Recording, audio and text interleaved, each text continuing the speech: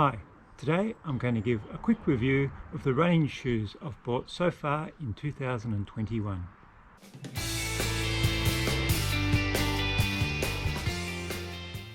Back in January, I posted a video of all the running shoes I intended to buy. It collected twice as many views as all my other videos put together, so I thought it was time for a follow-up.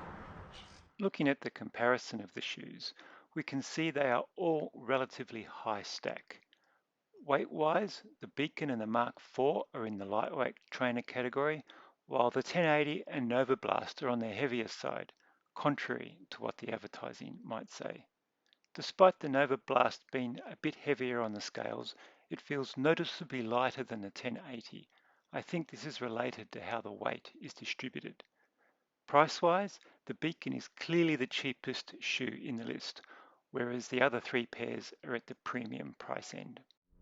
And now to look at the shoes individually, and we'll start with the New Balance 1080 version 11. This is designed as a long run shoe, and that's where it really shines. Different brands are going to suit different people. For me, New Balance shoes really suit the shape of my foot. Combined with the minimalist uppers, this is the most comfortable shoe of the four on the list. And when it comes to long runs, comfort and fit are massive factors. The 1080 has a rocker. It also has a really nice energy return that works well at that aerobic pace. And it feels just as good on road or trail.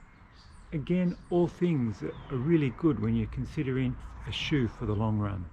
However, once you pick up the pace, all the effects from that rocker and energy return just seem to disappear. Added with the weight of the shoe, it's not really the best for the faster efforts. The midsole in the 1080 is the Fresh Foam X. This is New Balance's daily trainer midsole. They have a fuel cell midsole designed for their performance shoes. So this has really been optimized at that easy aerobic pace. Another New Balance shoe with the Fresh Foam X midsole is the Beacon 3. I love the Beacon 2. My only complaint with that shoe was the lack of energy return. The new Fresh Foam X in the Beacon 3 definitely fixes that problem. It's not a wow energy return, it's just a nice amount, perfect for that aerobic, easy-paced running. Version 3 of the Beacon has added 3 mil of stack height, which adds 12 grams of weight, but it's still a lightweight shoe, and because it's not designed as a performance or racing shoe, that little bit of extra weight doesn't really make any difference. The Beacon 2 was the most comfortable shoe I ever owned. In version 3, they've just added a little bit more vertical volume. I think this will work for a larger range of people. For me, it's just dropped the comfort a fraction, probably from a 10 out of 10 to a 9.5. I find the lighter weight of the Beacon 3 makes it a more versatile shoe than the 1080. So even with the lack of energy return at the faster paces, the light weight still means that you can get through those sessions quite well. And the Beacon is by far the cheapest shoe in the list, probably because it's lacking in features and technology. But strangely enough, this becomes its best feature. It makes it inoffensive. It's lightweight, very comfortable, and adequate cushioning. For aerobic and easy-paced runs, that's all you really want. And if you're like me, that's most of your mileage. Do you really want to be wearing out your expensive runners on these easy-paced runs? Talking of expensive runners, the Hoka One One Mach 4 is amazing. It doesn't have any particular wow factor. Hoka just made little improvements in several areas that produced a really great running shoe. The best description I've heard is a cross between the Clifton and the Rincon.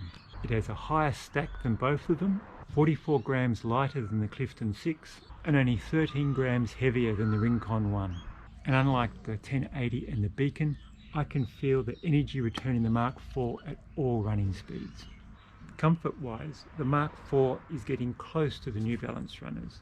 Hoka have changed the shape a bit, so it's a little wider in the toe box and a bit more snug around the midfoot, which resolves all the fit issues I had with the Clifton and Rincon.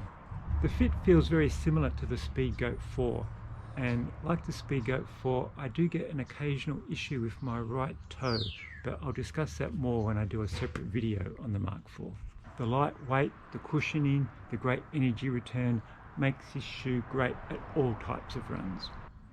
In my current rotation, this would be my second best long run shoe behind the 1080 and my second best faster effort shoe behind the Rebel. Where I would rate the Mark 1 as number 1 would be for a back-ended long run. Imagine a 2-hour run with a 20-minute tempo effort towards the end.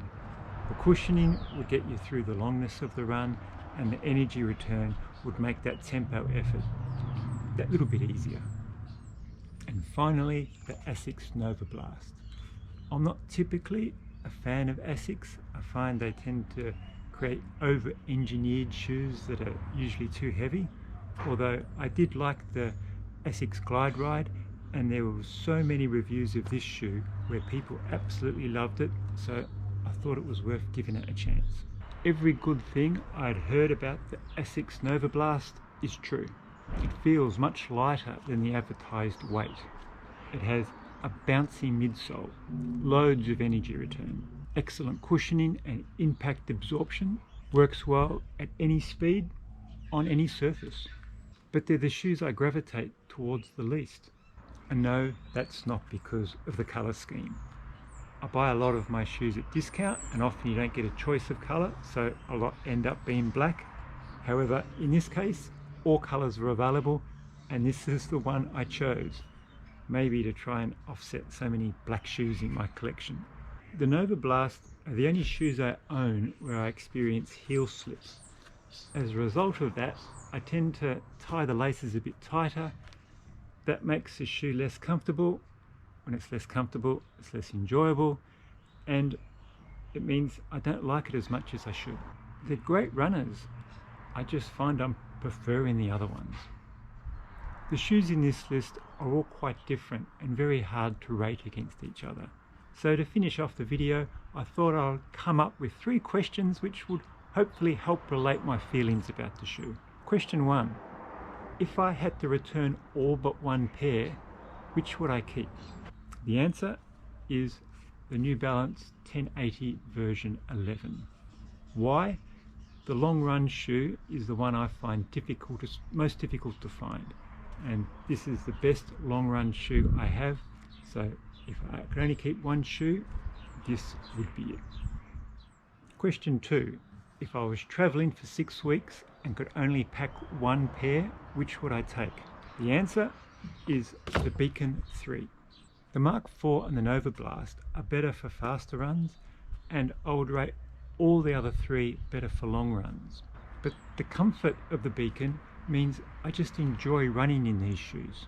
And I just found when I was getting ready for a run, I was gravitating towards this shoe. It edges out the Mark 4 because of the minor little issue I had with the toe, and if I was going away and only had one shoe, I'd want to take something that I was confident I would never have an issue with. And the final question, if I had to return one shoe, which pair would I give up? You've probably guessed it would be the Novablast. Great, extremely versatile shoe. I just never warmed to it. I hope you found the video interesting. I would love to read your running experiences and opinions in the comments. If you enjoyed the video, please hit the like and subscribe buttons. It really helps the channel. See ya.